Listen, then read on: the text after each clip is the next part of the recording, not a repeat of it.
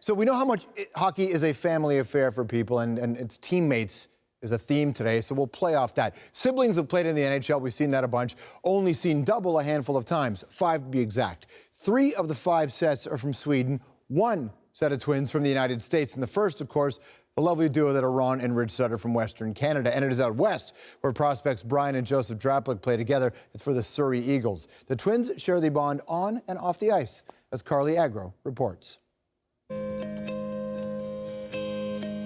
Joseph and Brian Draplik are 6,000 miles from home, but hockey is where their hearts are. And right now, that's in Surrey, British Columbia, with the Eagles of the BCHL.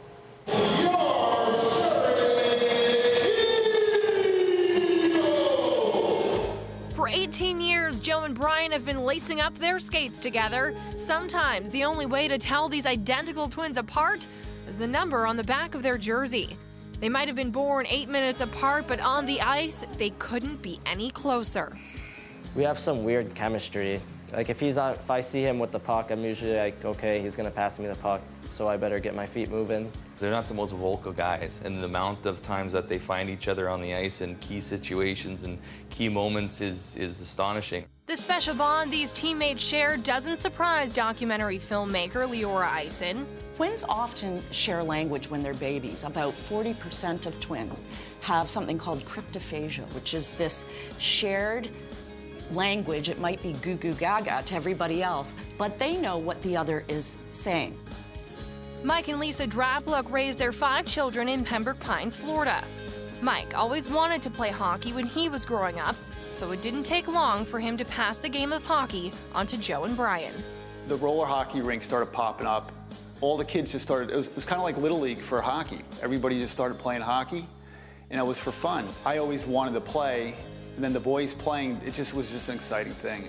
They probably learned how to skate when they were probably between 3 and 4. At the local town, they had to learn to skate. So we took them there and met some other children in the area that were learning how to skate, and at that point they went to a rollerblade. So we started with roller when we were like 3, and then just moved on from there, just played roller, then we moved to ice, then it was like switching back and forth. I think just watching the Panthers play made me and my buddies want to switch over to ice. Joe and Brian share a lot more than their DNA. Their hockey careers have taken them all across North America. No matter the city, the league, or the team, one thing has stayed the same. They've played together. We almost got separated like 2 or 3 years ago, but then we both decided to play hockey in Canada. When I was younger, I think I pictured myself playing in the BCHL, actually. My rookie season when we were in Minnesota, we played Surrey at the RBC Cup, and then I was like, that'd be crazy if I played there next year. And then it ended up happening, so it was weird. I think any time that you hear of kids coming from California, Florida, non-hockey type of markets, and having the success and the skill set that these kids have is a testament to their desire to play.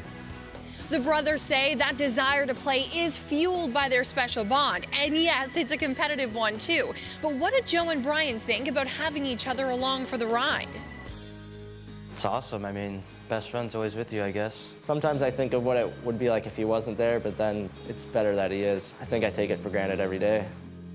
The Draplik's time as teammates is far from over. The twins' next test on the ice will be playing Division I hockey in the NCAA. They've been recruited together to study and play at the prestigious West Point Academy, where the next chapter in their hockey story will once again start and end with each other.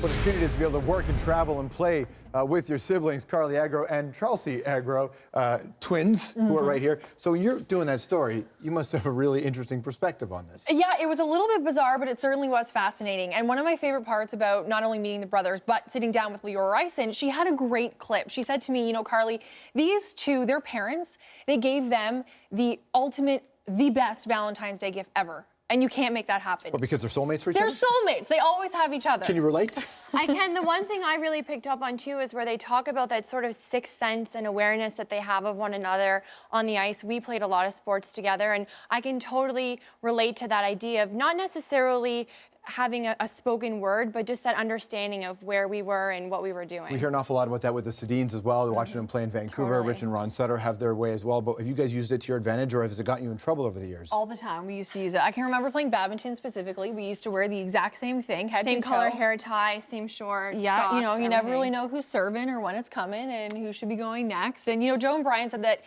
one thing that struck me was that they never really thought about it until I asked them how special it is to have the other one there.